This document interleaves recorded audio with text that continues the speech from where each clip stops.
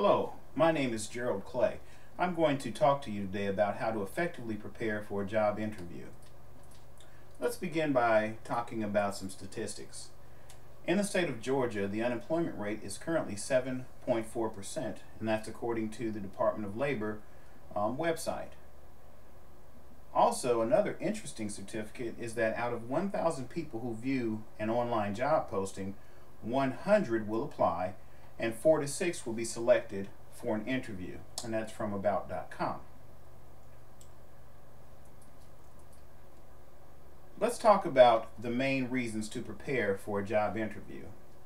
You want to increase the chances of getting a job, increase your sense of confidence and professionalism, minimize interview intimidation, and present yourself in the best possible light. So let's go over those reasons again.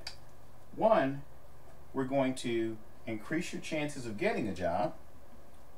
You want to increase your sense of confidence and professionalism, minimize the dreaded interview intimidation,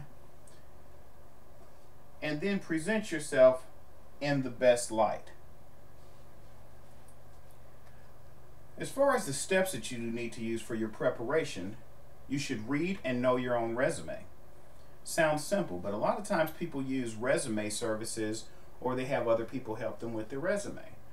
Those are great resources to use. However, it's critical that you know the information on your resume. You should know the dates that you were working at the different jobs, and you should be able to speak and explain the different things that you did. Typically, the employers are not interested in just a list of job duties that were on the job. They want to know what you did on the job. The next preparation step is learn about the job and the company. You can do this by reading the job description thoroughly and also by reading the company website. What you need to do is go online and look at the culture of the company, look at the information about the product of the company, and find out as much as you possibly can so that you're in a good position when you're doing the interview to talk about the company itself.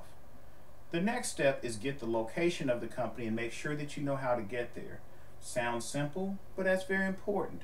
What you want to do is take a test drive or a test bus run to the site of the interview, and that way you don't have to worry about being late on the day of the interview.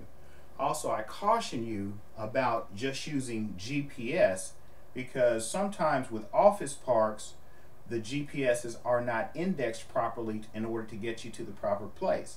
Another reason you want to do a test drive or test run is you have to anticipate elevator delays, parking, and other things like that that might come up as challenges on the day of the interview. So if you do all of that beforehand, you shouldn't have extra stress on the day of the interview. Next, you want to try to get the names of the interviewer and research them.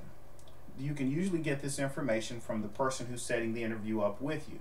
You can simply ask them if they can provide you with the name or the names of the people who will be interviewing you. After you've obtained that information, go online and Google them or look up information on those individuals. You may be able to find out information about company affiliations or hobbies or things like that that may help you connect with the person on the interview. Okay? And our next step. Next is create a list of questions that you can ask the interviewer. That's important. You know, you want to show the interviewer that you're paying attention in the interview. You want to show them that you're interested in the company. On the handout, I'm going to provide you with the website for several interview sites that will give you a list of questions that you can ask the interviewer. It'll be questions such as, how long have you been at the company? It'll be questions such as, why is the position open? How long has it been open? Things of that nature. The next step is create a list of answers to frequently asked interview questions. Practice your answers. You know, you'll need to go through those answers so that you're able to deliver them smoothly in the interview environment. Next, choose appropriate attire for the interview. We can't stress that enough because with your attire for the interview, again, after you've done your research and found out if the company is casual or formal, check on the company website to see if a dress code is listed. Are tattoos allowed? Does hose have to be worn? Are there other things as far as dress code wise that you need to be aware of? One thing for sure, don't wear anything as far as that is distracting, such as short dresses or short skirts or open blouses or open shirts.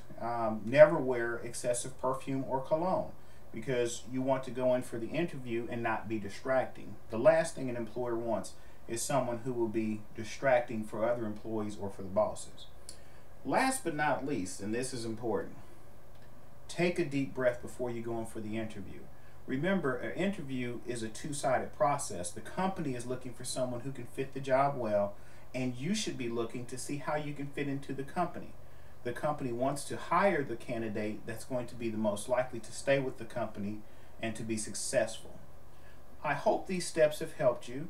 And in closing, I just want to remind you, if you follow the steps that I've given you carefully, if you utilize the information on the handouts, you'll find yourself well prepared when you go in for your next interview. Thank you and good luck.